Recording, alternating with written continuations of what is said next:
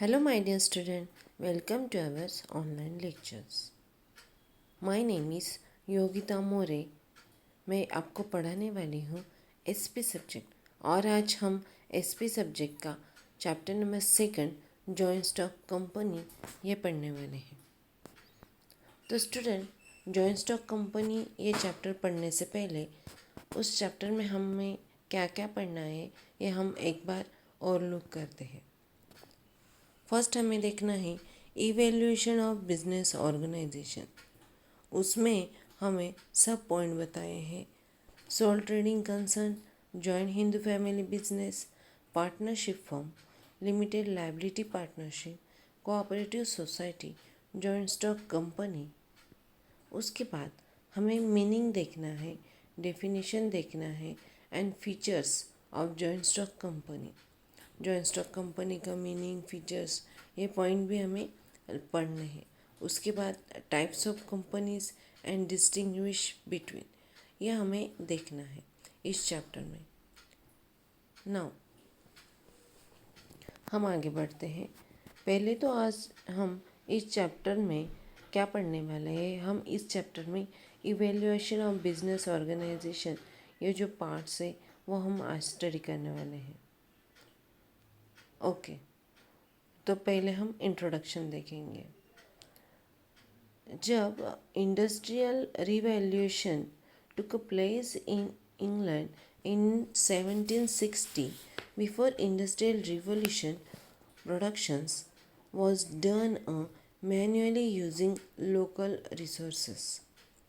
जब industrial revolution England में हुआ था 1716 में, उस समय हमें लिमिटेड प्रोडक्शंस जो था वो manually using the local resources के लिए वो अवेलेबल था.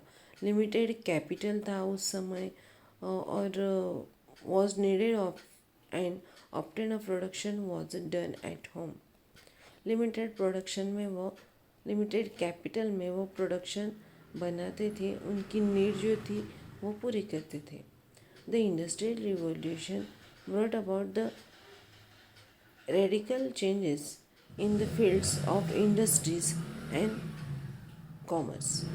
उसके बाद जो जो उसमें बदल आते गए हैं, फिर वो रीजनल से होगा या फिर नेशनल से होगा, इंटरनेशनल मार्केट में होगा, वो अलग अलग बदल चेंजेस जो होते हैं वो आने लगे.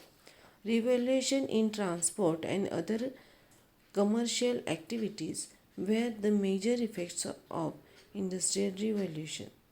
To meet the new challenges of business, joint stock company from the business organization evolution. उसके बाद जिस तरीके से हमारी इंडिया के इकोनॉमिक्स में ग्रोथ होने लगी, उस हिसाब से बिजनेस के ऑर्गेनाइजेशन में भी अलग अलग तरीके से चेंजेस होने लगे. उस तरीके से हम आज उसी का इवैल्यूएशन हम देखने वाले हैं. देखो स्टूडेंट, यहाँ पे उन्होंने एक चार्ट बताया है फॉर्म ऑफ बिजनेस ऑर्गेनाइजेशन. यहाँ पे उन्होंने बिजनेस के टाइप्स कौन कौन से हैं, ऑर्गेनाइजेशन के टाइप्स कौन कौन से किस तरीके से चेंज होने लगे वो हम देखने वाले हैं. फर्स्ट जो है वो soil trading concern. Second, joint Hindu family. Third, partnership firm. Four, limited liability partnership. Five, cooperative society. And last, joint stock company. तो ये आज हम एक के बाद एक इन सभी का यहाँ पे हम स्टडी करेंगे. फर्स्ट हम देखेंगे सॉइल ट्रेडिंग कंसर्न. यहाँ पे देखो, a sole trading concern is a forms of business organization. It is owned, managed and controlled by one person. It is also called as a one man business. यहाँ पे देखो, आपको एक यहाँ पे एक शॉप का आपको एक पिक्चर्स दिखाई दे रहा है. यहाँ पे वन पर्सन जो होता है वो वन पर्सन बिजनेस करता है, उसको बोला जाता है one man business. A person who conduct the business is called sole trading. वो बिजनेस पूरी तरीके से हैंडल करता है, 1%, ओनली 1%। उसी का शॉप होता है, उसी की लैंड पे वो शॉप इस्टेब्लिश करता है और फिर वो वही अपना बिजनेस वो आगे बढ़ाता है। तो आगे हम उसके फीचर्स देखेंगे। उसके कुल मिलाकर 9 फीचर्स हैं, वो हम देखेंगे। First, there is no separate law और act governing sole trading concern, but it has to follow at the law of land। उनका कोई भी ऐसे सेपरेट ऐसा कोई लॉ बनाया गया नहीं है इस कंपनी का, और उसकी जो भी पर उसको क्या करना पड़ता है, जो भी इंडियन गवर्नमेंट के जो भी लॉ होते हैं तो उनको वो फॉलो करने पड़ते हैं। Sole trading, second, sole trading concern has only one owners, वो अकेले ही ओनर्स होते हैं।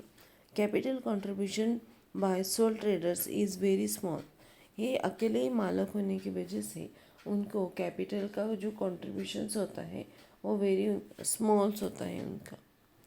There is no divisions of profit और loss as there is a singles owners, उनका जो भी प्रॉफिट्स होगा या जो भी उनका लॉस होगा तो वो उनको अकेले ही उनको वो बिजनेस के ओनर्स होने की वजह से उनको अकेले ही वो सहन करना पड़ता है। 5, all decisions of business are taken by sole traders, वो डिसीजन अपने बिजनेस के वो खुद ही लेता है। द प्रोप्राइटर्स यानी sole traders can insures maximum business security, यानी यहाँ पे जो होता है उनकी वो अकेले बिजनेस होने की वजह से उनको सिक्योरिटी उनको मालूम होती है। जब दो पार्टनर्स होते हैं, अलग अलग पार्टनर्स होते, तो अपनी बिजनेस की सिक्योरिटी के लिए उनको ध्यान देना पड़ता है।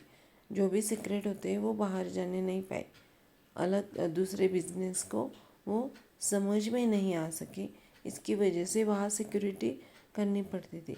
पर यहाँ पे वो एक ही ओनर्स होने की वजह से यहाँ पे सिक्योरिटी का कोई प्रॉब्लम नहीं होता।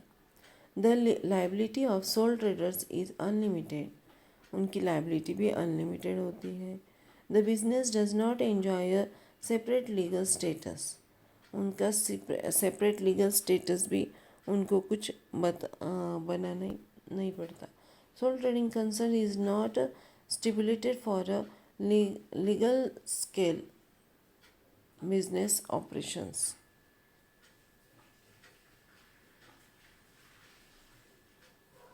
ये जो होता है बिजनेस का सोल ट्रेडिंग कंसर्न जो होता है वो 1% हैंडल करता है, इसकी वजह से उनको वो प्रॉफिट होता है या फिर वो लंबे समय तक ये बिजनेस चल सकता है। आगे हम दूसरा टाइप्स देखेंगे, सेकंड टाइप्स देखेंगे, जॉइंट हिंदू फैमिली बिजनेस। यहाँ पे देखो आपको एक पिक्चर्स दिखाई दे रहा है, ये जॉइंट हिंदू फैमिली का है। जो हमारे दादाजी रहते हैं, दादाजी के बाद हमारे पिताजी या चाचा जी जो होते हैं वो बिजनेस को संभालते हैं। उसके बाद जब वो थर्ड फैमिली आती है, यानी हमारा जो टाइम आता है तो हम आगे उस बिजनेस को कंटिन्यू करते हैं, उसको हम कहेंगे joint Hindu family business. When Hindu individual family conduct the business in her by it as per the Hindu law, यहाँ पे जो एक हिंदू लॉ बनाया गया है उसके हिसाब से ये जॉइंट हिंदू फैमिली बिजनेस चलता है। It is called a joint Hindu family business. It exists only in India. It is governed by the Hindu Sections Act 1956। यहाँ पे हिंदू फैमिली बिजनेस का एक लॉ बनाया गया है 1956 का, उसके हिसाब से उसको इस्टेब्लिश किया जाता है या फिर उसके लॉ के हिसाब से ये बिजनेस चलाया जाता है। उसके आगे फीचर्स दिखाई दे हैं और देखेंगे हम। Membership in the joint Hindu family business is by the birth only. Every child born in the family become members. यहाँ पे जॉइंट हिंदू फैमिली बिजनेस में जो भी मेंबर्स का बर्थ होता है या फिर जो भी members new baby child born जो भी आता है तो उस फैमिली बिजनेस का वो मेंबर्स होता है। The head of the family is known as the karta. जो हेड होते हैं इस फैमिली के उसको उनको कर्ता बताया जाता है। Other members of the family are called as co person. Other family member जो होते हैं उनको को पर्सन बोला जाता है।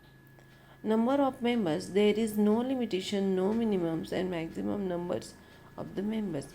यहाँ पे कोई भी लिमिटेशन नहीं होता कि इतने ही मेंबर होने चाहिए, उतने ही मेंबर्स होने चाहिए, ऐसा उसमें कुछ नहीं होता, लिमिटेशन नहीं होता यहाँ पे। All family members are engage in the business. सभी फैमिली मेंबर्स इस फैमिली बिजनेस में एंगेज रहते हैं।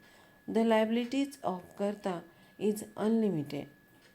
ये जो लाइबिलिटी होती है कर्ता की तो वो अनलिमिटेड होती है।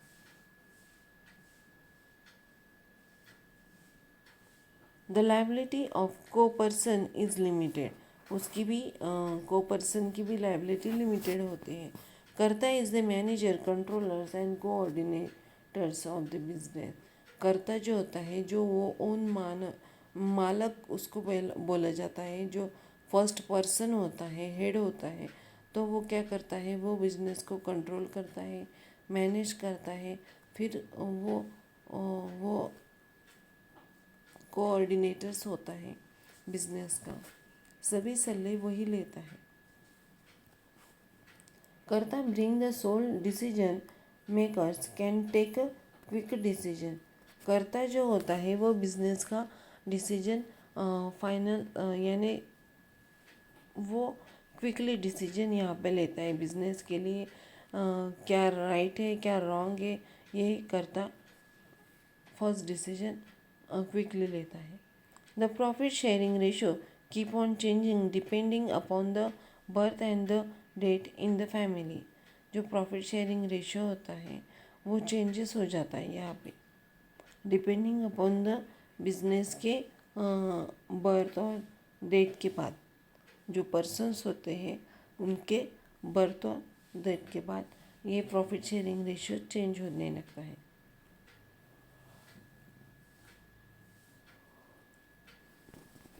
थर्ड हम देखेंगे पार्टनरशिप फर्म। यहाँ पे पार्टनरशिप फर्म में the business organization which is own manage and controls by 2 or more persons is called a partnership firm. यहाँ पे पार्टनरशिप फर्म में एक और एक से ज़्यादा, 2 या फिर 2 से ज़्यादा पर्सन आते हैं और वो बिजनेस स्टार्ट करते हैं, उनको कहेंगे हम partnership firm. The owners are called partners. जो भी ओनर्स होते हैं उनको पार्टनर्स कहा जाता है। The organisation is called as a firm.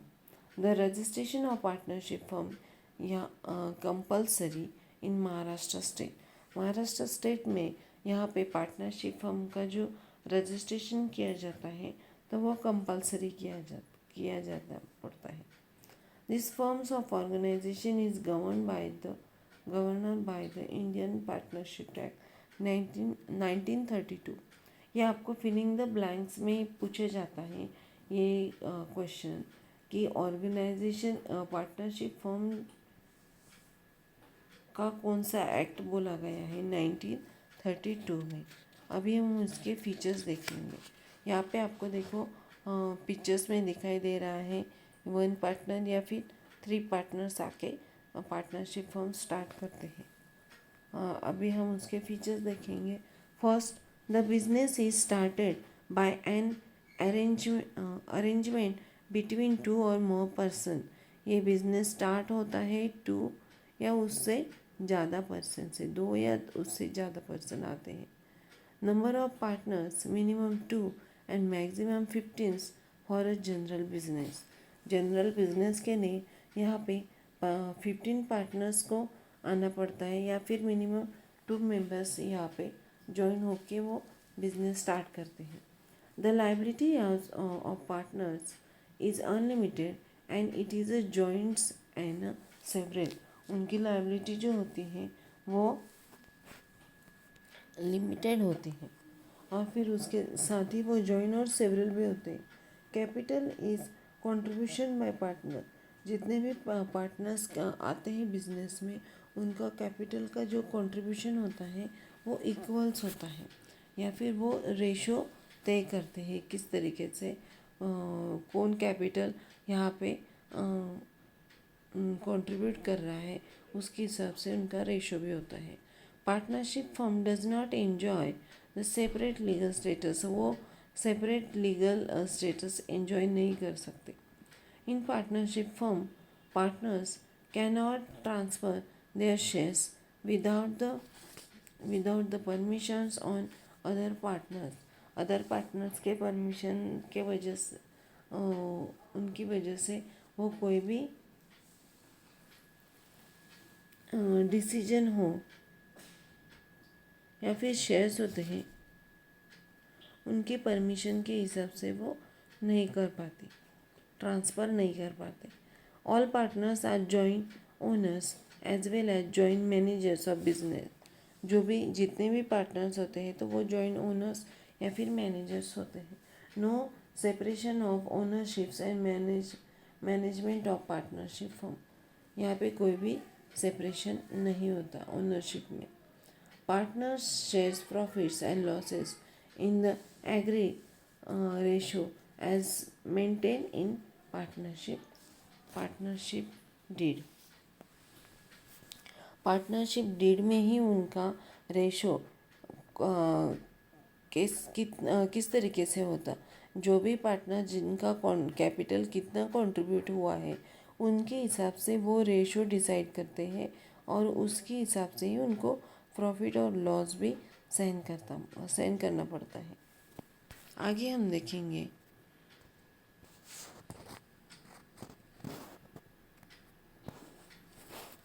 Limited liabilities partnership.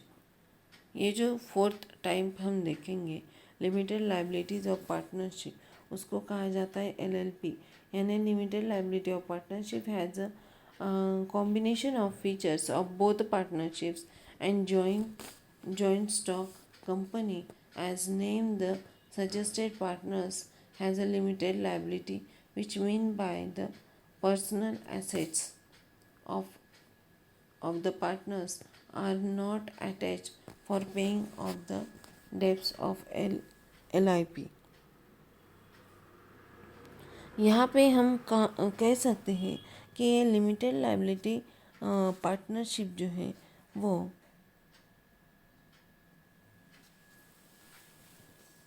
Partnership firm और जॉइंट स्टॉक कंपनी उनके हिसाब से उन दोनों को कंबाइन करके ये लिमिटेड लायबिलिटी पार्टनरशिप एस्टेब्लिश की जाती है। यहाँ पे उन्होंने उसके now a day it has become a very popular forms of business. ये वेरी पॉपुलर फॉर्म बिजनेस का वेरी पॉपुलर फॉर्म्स यहाँ पे हम कह सकते हैं। All limited liability partnerships are governed by the limited liability partnership act 2008। 2008 के हिसाब से इनका बिजनेस चलता है। उनके फीचर्स यहाँ पे बताए गए हैं। The limited liability partnership is a separate legal entity in the body corporate. The LLP and the partners are distant from the each others. यानी यहाँ पे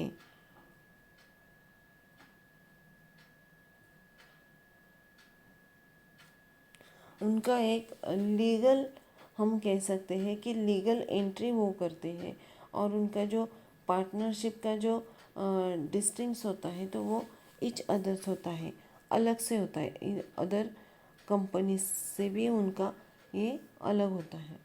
नंबर्स ऑफ पार्टनर्स यहाँ पे मिनिमम 2 और मैक्सिमम अनलिमिटेड मेंबर्स यहाँ पे आ सकते हैं। No requirement of minimum capital contribution. इनका कैपिटल कंट्रीब्यूशन में भी कोई भी लिमिटेशन नहीं होता, या फिर कोई भी यहाँ पे उनके बिजनेस में कोई भी कि इतना ही कंट्रीब्यूशन हमें करना है, उतना ही कंट्रीब्यूशन हमें करना है, ऐसा नहीं होता। It is simple to forms and easy to operate. ये बहुत ही सिंपल और इजी कंपनी का फॉर्मेशंस होता है ऑपरेट करने के लिए।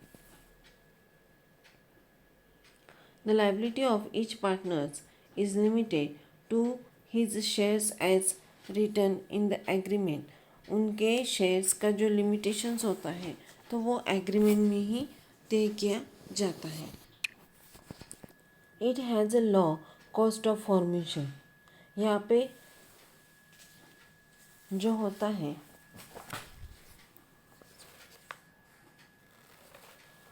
फॉर्मेशन के लिए, यहाँ पे कंपनी के फॉर्मेशन के लिए बहुत ही कम कॉस्ट हमें पे करनी पड़ती है। There is no restrictions on join of leaving and the LLP except as the stated in the partnership agreement. उसके बाद उसके double taxation is avoided. There is no tax and shares in profit. यहाँ पे कोई भी taxation वहाँ पे नहीं किए जाते। और उनकी जो हम कह सकते हैं कोई भी कंपनी में आ सकता है, कोई भी कंपनी से जा सकता है, उनमें कोई भी हमें रिस्ट्रिक्शन नहीं लगाए जाते। आगे हम देखेंगे कोऑपरेशन सोसाइटी। आपको कोऑपरेशन सोसाइटी आपने नाम तो सुना होगा। Cooperative society is a voluntary association of persons forms to achieve centrals of certain economics objective. The natures of cooperative organization is a service oriented. The registrations of cooperative society is a compulsory in the state Maharashtra under the Maharashtra State Cooperative Society Act 1960। यहाँ पे आपको बताया जाता है कि cooperative society यानी क्या होता है। यहाँ पे ये एक जो वॉलेंटरी एसोसिएशन जो है तो वो of a person form of achieve a certain economics objective. उसके बाद उनकी जो महाराष्ट्र स्टेट गवर्नमेंट ने उनको उनका रजिस्ट्रेशन करना कंपलसरी बोला गया है। और जो एक्ट उन्होंने बताया है Maharashtra state cooperative society act जो है 1916 में, वहाँ पे उनको रजिस्ट्रेशन करना पड़ता है। उसके बाद हम देखेंगे रजिस्ट्रेशंस ऑफ कंपलसरी। यहाँ पे उनको फीचर्स में बताया गया है कि उनका रजिस्ट्रेशन जो होता है वो कंपलसरी होता है। The memberships of cooperative society is open to all. कोई भी मेंबर्स, कितने भी मेंबर्स यहाँ पे कोऑपरेटिव सोसाइटी जो होते हैं वो ओपन कर सकते हैं। नंबर ऑफ मिनिमम 10 होते हैं यहाँ पे, और ज़्यादा से ज़्यादा यहाँ पे नो लिमिटेशंस होता है, कितने भी पर्सन्स या पार्टनर्स यहाँ पे आ सकते हैं।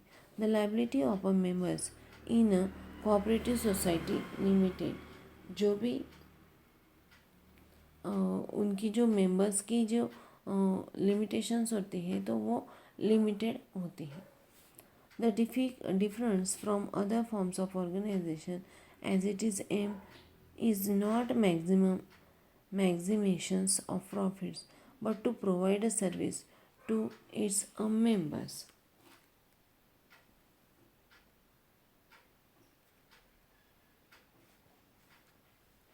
यहाँ पे उनकी जो सर्विस होती तो वो मैक्सिमम प्रॉफिट कमाना ये नहीं होती, तो ज़्यादा से ज़्यादा सर्विस किस तरीके से प्रोवाइड की जाती है तो वो होती है।